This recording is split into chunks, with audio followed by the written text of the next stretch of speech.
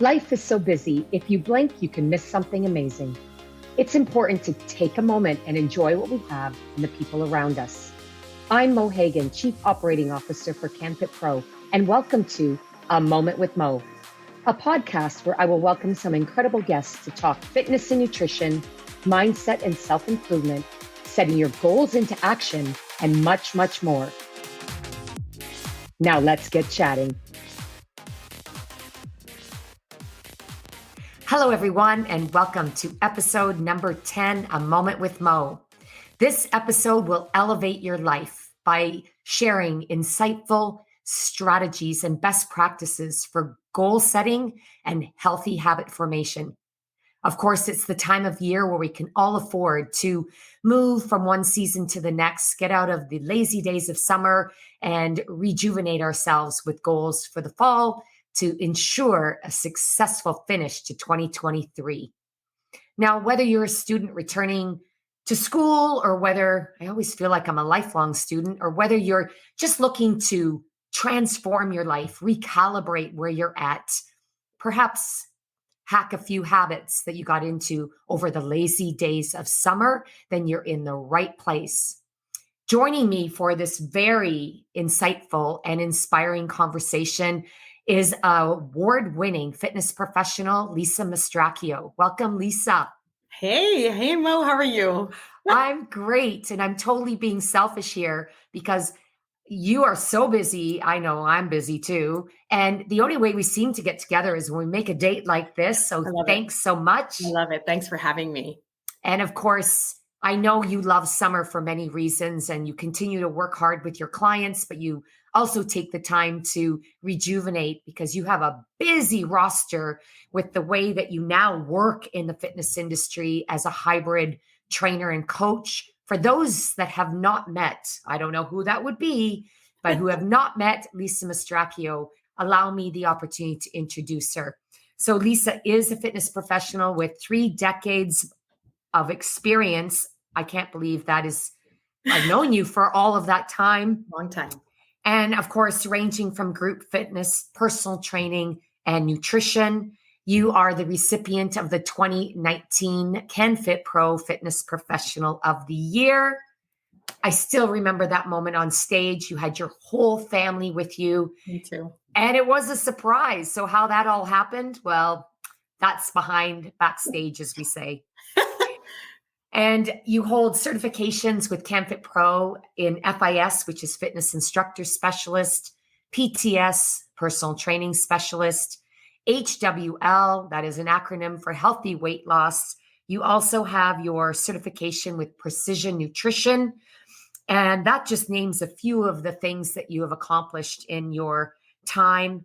What I am really excited, and I know we'll share a bit about, is how you've transformed, speaking of transforming our habits and the way we work, is that you now work as a hybrid coach. You offer both in-person and online personal training, as well as group coaching programs. And you have released 2 books, your ebooks, Eat to Live. And the second one we'll talk a bit about here in this episode is Thrive at 50 and Beyond, the 5 pillars for health for women. And you've done numerous training programs. I love all the names you come up with. Fit for Her, Foundations, Strong by Design. You also have a membership community called, did I do that right? Wow, Women on Weights. That's right.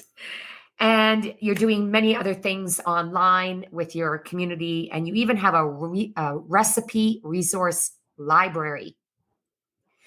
Your passion, oh my gosh, it is most defined as you are. And for anybody checking this out on YouTube, take a look at the definition of this incredible woman.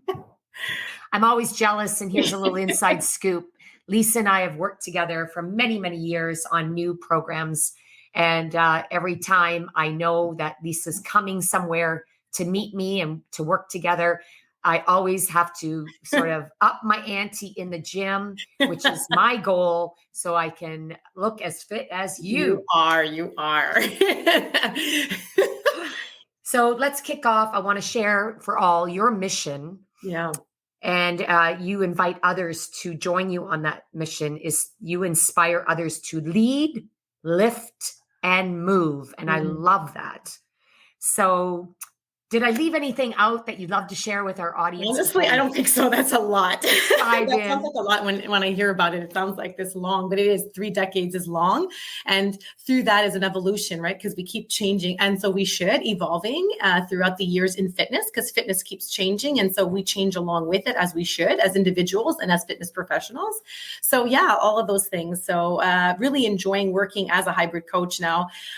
Did the online thing specifically when it was the COVID times, but now also integrating in-person connection as well. So I love it because it's really the best of both worlds, allows me to reach people from abroad and then people in my own backyard, which is great. So yeah, I'm really, really enjoying that. So That's yeah, awesome. lead, lift, and move. Those were my 3 words when I started to launch my own brand. And it really encompassed the 3 things I wanted women in particular who I coach wanted to do. So leading a life that they should, that they want to, lift as in weights, because I'm big on that, and move, just moving your body for the sheer enjoyment of it and that we need to do, and moving forward as well. So those 3 words encompass it all. It says it all. It's a brilliant, and it ties perfectly into what we call a mission. And your Yes, mission really articulates what your passion and purpose together help you to live, which is your why. So totally. it's so well done. And I know that it really comes from how you choose to lead, lift, and move in your own life. Totally. Let's ask, one of your beliefs, and you say you have this as part of your brand on your website, which is www.coachlisa.ca. You say that everything is a choice. Mm. Explain how this belief has served you in your life, and more specifically as it relates to goal setting. Yeah, I think it's a phrase that really hits home, and by saying everything is a choice, really puts someone in the position of saying you have the power, you can harness the power to control the controllables. I think sometimes we live and we think, oh, I have no choice, it is what it is, or I'm getting older, or I don't have time, and we can throw out a lot of excuses. But saying everything is a choice really puts us on the hook as to the choices that we make. So whether it's myself in my own career or anyone who wants to harness new habits, they have to shift the mindset and they have to reframe the thinking of everything, in fact, is a choice, my choice. So you choose whether you move your body or not. You choose whether you will lift weights or not, whether you'll drink water, whatever choices you make, ultimately they're on your plate. And I think it's important that we reframe our thinking as opposed to thinking, well, it is what it is, I have no choice in the matter, but rather look at things of what do I have in control? What can I control? It tends to be more than we think, in fact, because we often think we have no control about certain things. And there are things that we don't have control over, but there's plenty that we do. And so that's a main mission for me, is to really share with people that you actually have more control than you think. You just have to reframe the thinking. Mhm. Yeah. I heard a fantastic keynote speaker that I'll refer to at the end, and he said exactly that, is that we all have a choice. And this individual, recovered from a tragic motor vehicle accident in which he surprised all the doctors that, one, he would live and come Mm, out of this, and two, that he would walk again, which he does wow. as a result. But he also says, even in situations that we can't control, like he didn't control that he would be hit by a head-on, truck driver when Yeah, that truck driver left the side of his road and smashed it head-on in his car. But he had a choice on how he would react to the situation. exactly. So to your point, we all have a choice, We do. from the basics to the hardest. True.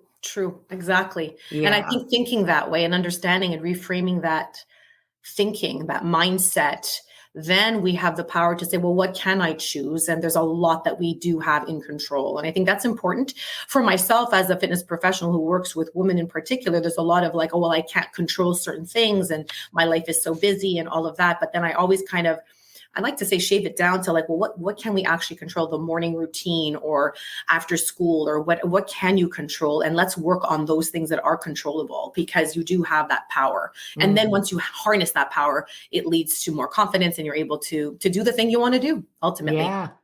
And Yeah. I know it could sound easy, but at a Oh, no. time, 4 times a year, you see nature recalibrate, you see nature transform and change. And it's always nice that as the seasons change, we change and we go back to our goals. We go Yes. back to healthier habits or different habits Mhm. because just like nature, we change too. And don't you find that it's really great when the season changes? It gives you an opportunity to retune and recalibrate. Totally. Love that. Absolutely. Recalibrate, even reset, refocus on certain things, even in the fall, because I know we're getting into the fall season. But fall, I know we think it's like everything's going to be dying off, right?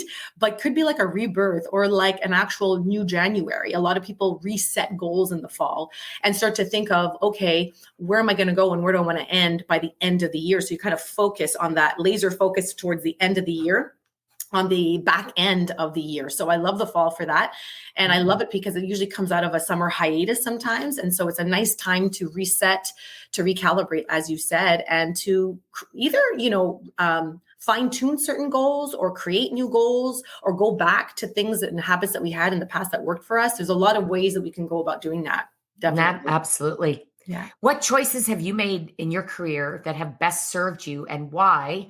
And if you'd courageously like to share, if there's any habits or choices you've made that haven't served you well in your career, don't hesitate to share that too. I think, my career changed so much over the past 3 decades. And as I mentioned earlier, it should, because we change, we grow. I think I made choices that I wanted to keep moving forward. So I needed to continue to grow. That might have meant continuing education. That's a huge one.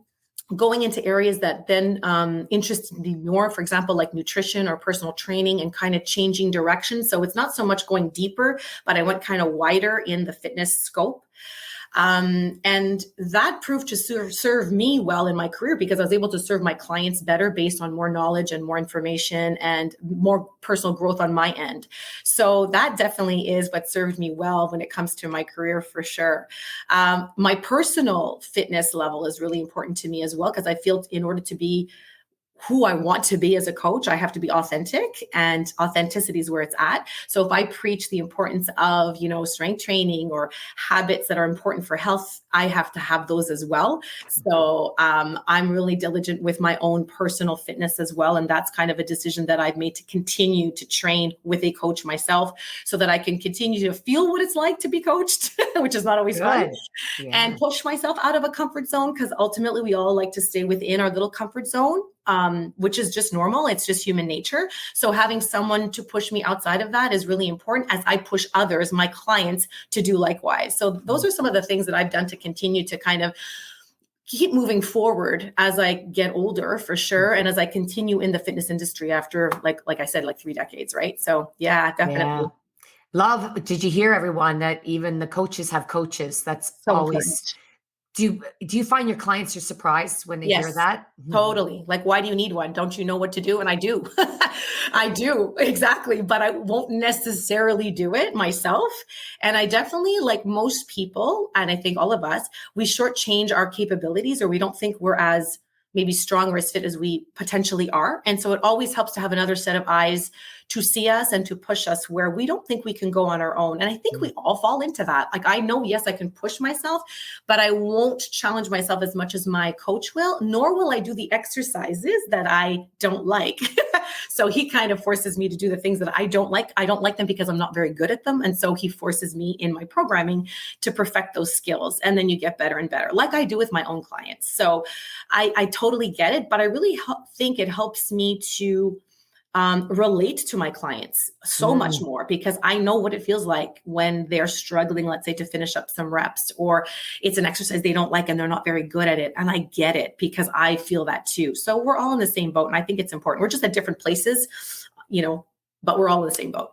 Absolutely. I love it when your clients, I know for my participants, when they know that I'm struggling, they like that, I love because that. it connects you, like you said, but it also reminds them that we're human, they're We're human, and so together human. we can support each other.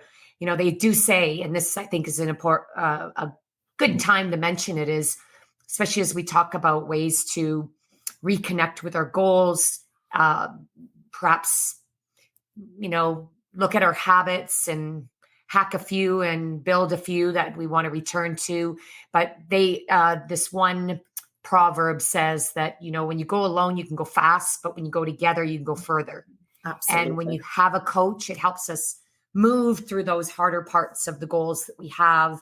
And it helps us take action, or as we both love to say, move, especially when it's hard. Absolutely. Yeah. Absolutely. Yeah. I believe that. And I think that's the accountability piece that really, really is a game changer for many people. So if someone's coming back from a summer hiatus, which is totally fine, by the way, there shouldn't be any regret or remorse or shame or guilt, none of that. If you go on vacation, you took some time off, or summer came and you were lazy, so to speak, it's a short season here in Canada. Like, it's all okay. But I think the accountability piece, though, that when you're back, that you have that someone who's okay, let's get back to it. And I think that's an important piece. It's a real game changer to have someone be accountable to somebody else once you come back, to get you back onto those habits that serve you better, and wanting to build or remove some of the habits depending on what the summer was like. Yeah. And you mentioned it earlier that September in the fitness industry is like the new year. Totally. Because a lot of people get back into routine, and that's when they join a gym, go back to the gym, hire a trainer, hire a coach. So we'll talk about how people can connect with you and learn more about those opportunities, because, if you really have found yourself in a bit of a rut, don't wait and just hope. Believe, but take action. And Absolutely. Lisa and I can help you with that as well. Speaking of help, you wrote a book, and I'm sure it was to help your clients. One of your ebooks is the Thrive at 50 and Beyond. I'd love to jump in and have you share with us a little bit about this. The subtitle of it is The 5 Pillars of Health for Women. And I read it through. It's very practical. It's loaded with actionable, doable steps, and you call it golden nuggets. Could you share, tell us about the book, why you wrote it, and how these golden nuggets can help people embark upon new habits and perhaps move them through their goals? For sure. I know it's written for women, but it's for everybody in general. I think we can all benefit from this, but it really was inspired by, of course, my clients, and a lot of the frustration of trying to live a healthy life, going through different changes hormonally as well, emotionally, physically. And so just trying to dissect and cut through some of the noise, because there's so much out there in terms of information. And I call it majoring in the minors. And a lot of people are just looking at, like, do I eat a sweet potato or a white potato? Oh my goodness, and these are not life-changing decisions. I wanted to bring it down to basics and to just focus on what I call the big rocks. And those are the 5 pillars. Because at the end of the day, those 5 pillars, which deal with nutrition, strength training, sleep, stress management, and mindset, ultimately create that foundation of what we want to thrive. I do talk a little bit more, of course, about perimenopause and menopause, because again, there too, a lot of my clients are in that stage and season of life. So I wanted to address those factors and symptoms, for example. But I really wanted this book to just be a hands-on, simple, but not easy, by the way, simple though, in terms of an easy read, actionable steps, yes, and how-to practical guide. And what I really feel is, like, when I talked about pillars, 5, so that's like on a hand. And I always envision, like, my vision of it was like a table where you have the legs, right? And so you've got 4 legs and one in the middle. And if one is off kilter, then the table's kind of lopsided a little bit. So we can still eat on the table, but it's not quite Wobbles. You need the waiter to come and put the napkin underneath. So I wanted it to be like, not all pillars will be solid all the time. Like, sometimes our fitness and our nutrition is great, but our sleep is not so great. Or, there's different pillars and different seasons. So there's going to be an ebb and flow. But I wanted to leave people with the idea of, what pillar do you need to work on? And you can't work on all 5 at once. It's too daunting. And it will set us up really for feelings of failure, because we're trying to do too much, which is really important when it comes to habit change.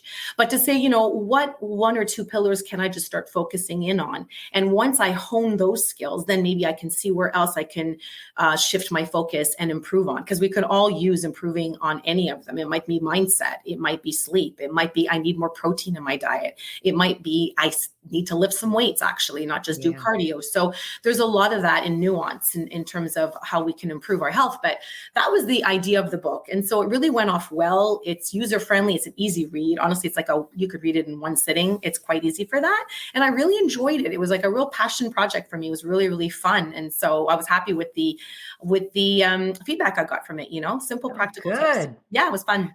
Well, a couple things here. I love how you use the analogy of the table, and we can all relate to a table that wobbles a bit, and that's Yeah. okay. Loved how you use that as let's work on one leg or pillar at a time. Exactly. And whether you're following the research of The One Thing by Gary Keller, which says focus on the one thing that's going to have a compound effect on your life or on the other things that you're also, focused on.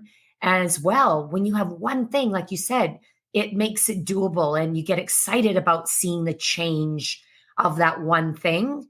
And that also helps elevate your belief because, like you said, you can see success quickly with one thing, even if it's a small amount of success. And that reinforces the habits, which is all part of, diving into new goal setting is the repeated actions consistently over time create the new habit, right?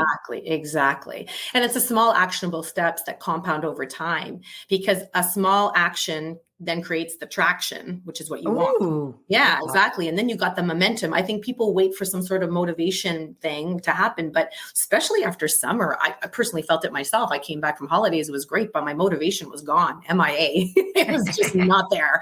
And it wasn't about motivation. It was, let's get that action. Let's get the wheels in motion. Let's build that momentum, which will then get me more motivated to continue. It's the same thing for habit change too. Once you start to have these small actionable steps, that's really important. It breeds a little bit more of that confidence and then that momentum starts to build. And that's what really will create change at the end of the day. Absolutely. And the other thing I heard you say is it was quite enjoyable and a passion project to write a book. Yeah. Can't think of many authors I've met that say writing their book was enjoyable. I was obsessed. I was obsessed. And so once I had it in my head, enjoyable, there was frustration, don't get me wrong, in editing, re-editing, changing, shifting things, visuals that I put together because I did it all from scratch. But I don't know, there was something about putting it together and working through it, and it became an obsession. I will not lie. So I was working on it day and night and it became my obsession. And then seeing the final project complete and pressing publish, okay, this is it. It's very hard to do that in writing. If you're a writer too, most of it's never really finished, right? It could go on and on and on, but then you decide okay, it's enough. It's okay. Because otherwise you could just work on it forever. Like any piece of work of writing or art, it doesn't end. But I was satisfied enough to say, okay, it's okay. It's good. Well, congratulations. I was going to ask what gets you out of a sort of a hiatus or slump, not that you ever have them when it comes to what you're focused on, but you said it. So I'm going to go there. You came back from your vacation, which I know was something you had planned since your 50th. And you finally got the opportunity to go to Italy. And you said you came back and your motivation was MIA, missing in action. Totally. What were your go-to strategies? There are so many out there. Oh my. And I'd really love our listeners and viewers to learn about the go-to strategies. But let's start with what's your go-to strategy that perhaps help you to find your motivation again? The first of all, the vacation was fabulous. So, and I know some people exercise on vacation or train or check out the gym at the hotel and all that. I did none of that. I was not interested in going into a gym. I was in Europe and Italy and I wanted to enjoy being outdoors. So we were active on vacation, but it wasn't the same as back home. In any case, when I came home, one thing I did, which was prior to the leaving for my trip, was I had booked a session with my coach the day after my arrival back home, which I actually wanted to cancel when I came home. Came a hair away from canceling that. There was jet lag. I didn't feel like it. Like I said, I wasn't motivated, but I decided to show up anyway. And figured, you know what, let me get those wheels in motion. And that really, really got me started. Cause then it was like, okay, like cause I think part of us is, I don't want to say afraid, but like, that feeling of like, I haven't done anything in a couple of weeks. This is going to be hard. This is not going to be pleasant. This is going to be uncomfortable. And so we're not looking forward. We don't throw ourselves into discomfort by nature. We don't do that as people. So I didn't feel like, I'm going to get sore muscles, or it's going to be tougher than it was, and et cetera. But I showed up, and it was just like a simple, let's get into total body training and let's just get the ball rolling. So the one thing I would suggest is do not procrastinate. I said that to my members in WOW as well. If you're going to go on vacation, that's great. But usually that's not the problem. It's when we come back from vacation that we procrastinate. And then there's 2 weeks after the 2-week vacation that we still haven't started. So the biggest recommendation for me is get started as soon as you can, within a day or two of your arrival back home, even if it's a very short, small little workout, or if it's just like maybe a habit change in terms of food and nutrition, whatever that might look like for you, whether you say, okay, let me just up my veggies to up my fiber again, or because your eating was off, whatever the case might be, get my sleep back on a normal kind of schedule. So you start those little habits, whatever the one is that you want to really hone in on, and focus on that, and set the bar not too high, because if that's discouraging too. So set the bar low, but so that you can reach it. That's really my go-to. So don't procrastinate. Set the bar a little lower, give yourself some grace, right? But also show up, because you need the grit. So if you want to do it, you got to get back to it. Sometimes we don't like to do it, but we got to do the thing we committed to and that we know we enjoy, and that's good for us. So that's the grit part, but then a little bit of grace, and like, okay, let me give myself a little bit of a break, because I'm coming back, and it's not as easy to come back sometimes, depending on how long that hiatus is. I just took 2 weeks, but some people may take an entire month or more. So it's going to be tough. That's okay. Fantastic. Loved it. And that was a great tip. So accountability partner is one of the proven strategies for Really is. creating positive habits, such as training on a regular basis, having an accountability partner, otherwise known as a fitness buddy. You and I both grew up in the group fitness world. We know that often members in a class show up for the instructor or their friends before them. But then the side effect is a positive one. They realize, oh yeah, this was fun, but they didn't really want to go. No, exactly. They showed up because they knew the class was there and their friends were going to be there. And that's the science of group camaraderie and the benefits of that. But so true, I loved your strategy. You had the appointment ahead of time, and you heard it here. Even the best in the business sometimes don't want to show up, but they do.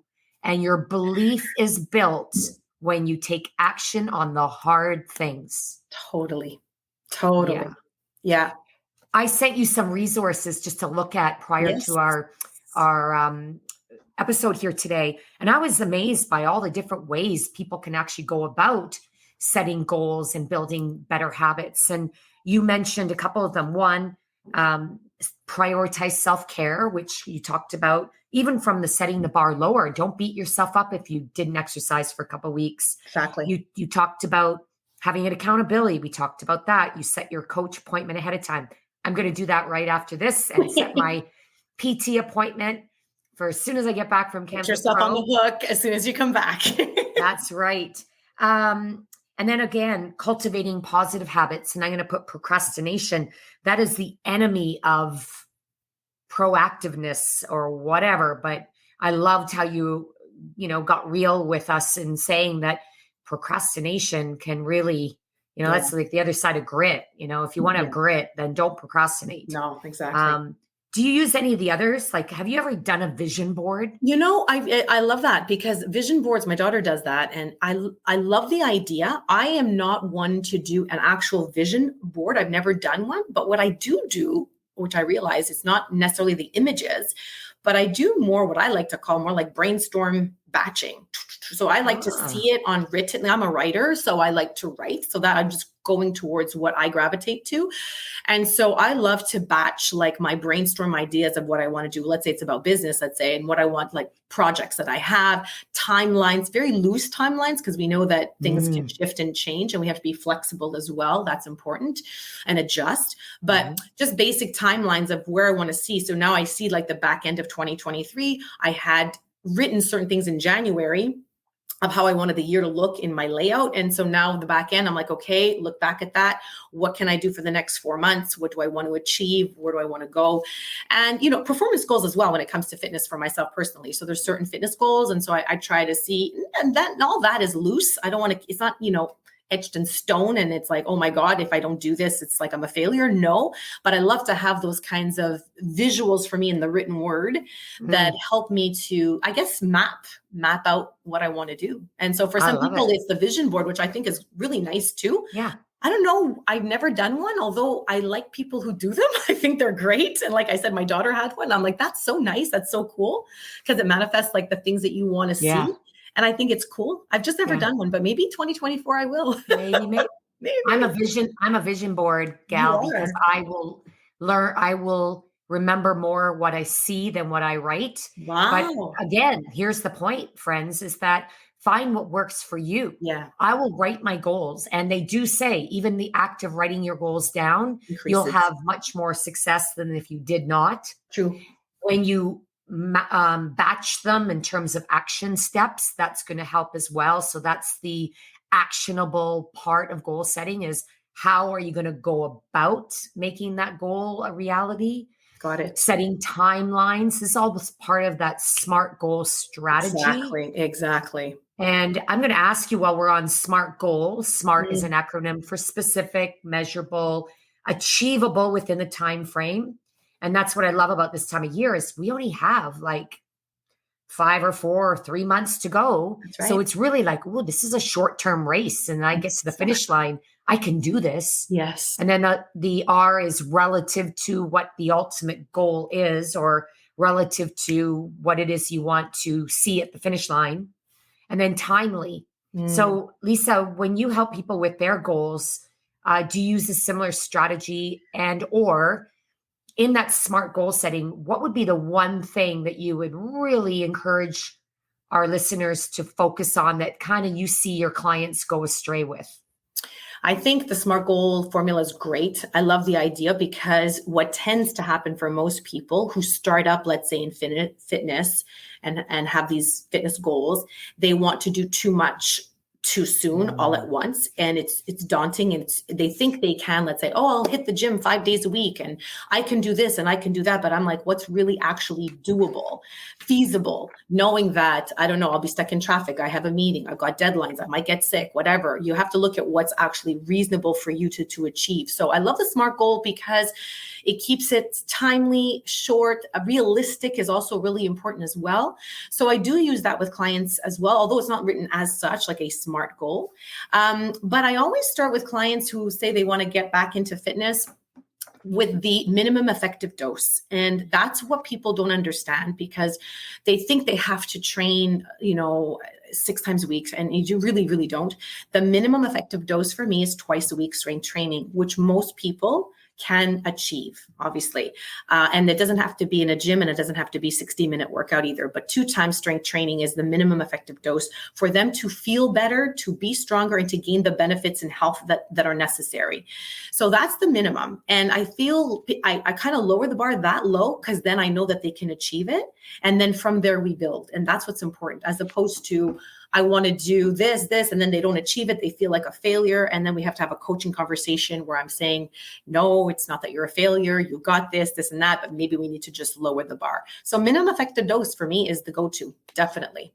I love that. And you heard it here, Yeah. in some cases. And if Lisa and you can see Lisa, her advice pays off. Just have a look at the success Lisa has herself. And of course, you might have built from that minimum effective dose to what you now do in your life. But I love that because the more achievable we can make it for our clients, the more opportunity they have to actually trust us and embark upon that and make it happen. Exactly. Wow. We talked about your mission in inspiring others to lead, lift, and move. I always believe that a person's mission is only as strong as the person behind the mission. So on that note, Lisa, That's what deep. continues? Yes, I go deep occasionally. That's very deep. What continues to elevate your purpose, your why? I mean, your passion oozes, but what continues to elevate your purpose and your mission? That is a deep question. And honestly, it is I think driven specifically by when I get feedback from my clients and I see what they are achieving, even though they didn't think they could, that drives me to further on with my purpose and keep going. In other words, if a woman never held an Olympic bar in her hands. The Olympic bar is 45 pounds. She never even held it in her hands before. She's intimidated by that. She doesn't know she can do it. And then here I am coaching her through it. And she's doing her first, Romanian deadlift with an Olympic bar. And she's like, wow, like I didn't think I could do that. That fuels my fire. I'm like, yes, girl. And there's more to go. And so that just keeps me going when I see what they're able to achieve, because I believed in them and planted that seed. No, I believe you can. You've got this. I see the potential. So then they do it and they feel so great and empowered, and it just fuels their fire. That fuels mine. It's crazy. It's almost like this feedback like loop where it comes from them. I don't think they even realize that. They think it's me, but it's not. They fuel me. Oh, So I don't know if that makes sense, but that's really what it comes down to. It's interesting. absolutely. Yeah.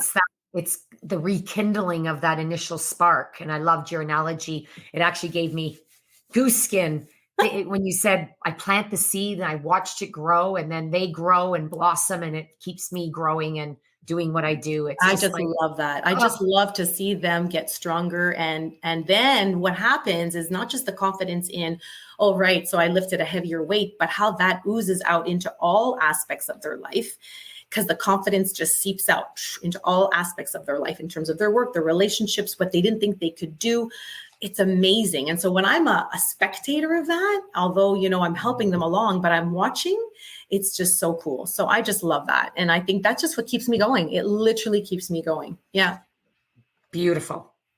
Well, as we wrap up this conversation, let's talk to everyone about what you're working on this fall and for the remainder of 2023. And my question is, what is calling on your courage as you embark on this last part of the year?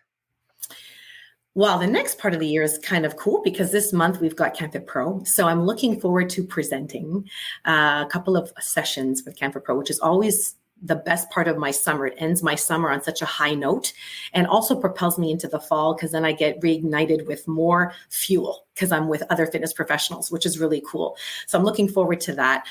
I want to continue to create some programs. This year was a great year for a lot of small group training programs that I created. The one that I love the most right now is Strong by Design. And that program is a small group training pod, like 6 women. So it's really tiny, and I work closely with them. So for sure, that'll be launched in the fall as well. I want to definitely launch that. It'll be the 3rd time this year, and it was really successful the first 2 times this year in 2023. Courage is just to continue to go on uncharted territory for me as an online coach and hybrid, trying different things. Like I wrote that ebook. It inspired me to continue to do that kind of thing. I love writing. So I'm thinking, okay, what's my new ebook going to be about? Which will probably be about protein, because it seems to be a problem for many people getting enough protein. So I'm like, I think I should write something about protein, and maybe a workshop involved in that. So different things. And being courageous for me is doing something that you've never done before without knowing if it's going to be successful or not. But that's okay.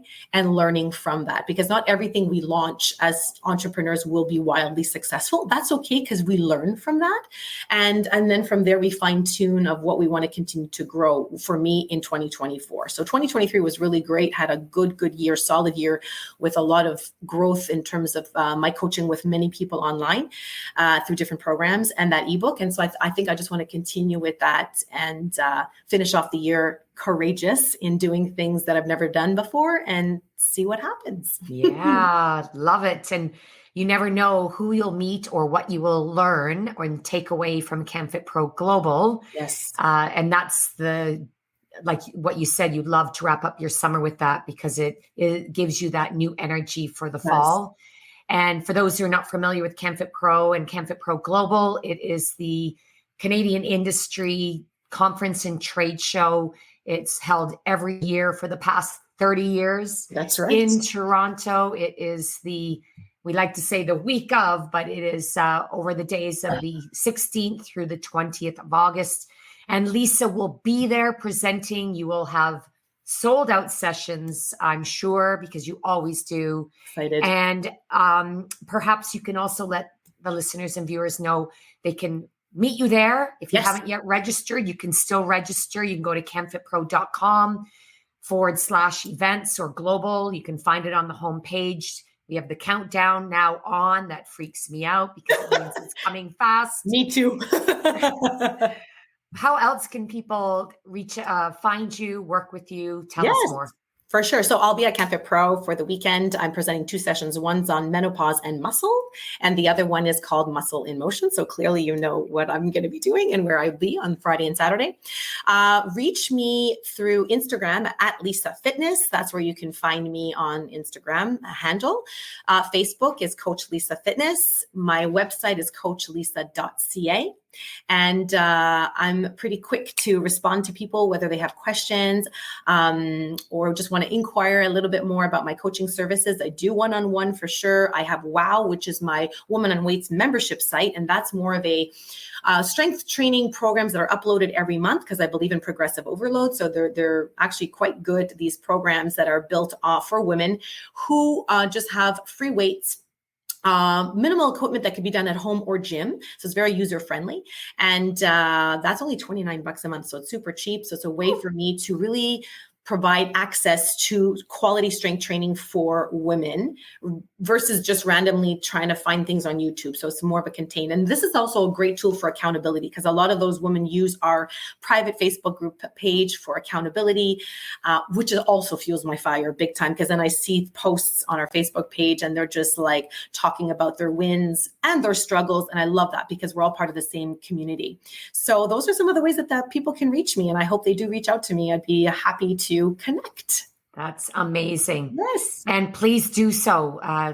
All my guests have been so generous with their time. And I know that many have reached out to my guests in the past. And Awesome. This is your invitation. Awesome. So we're going to wrap up. And as we do, I want to say that, when you're listening to this, whether it is as we transition from summer to fall or at any other time, it's a perfect opportunity to make your move because it's the last chance as you move from one season to the next to rise, not fall.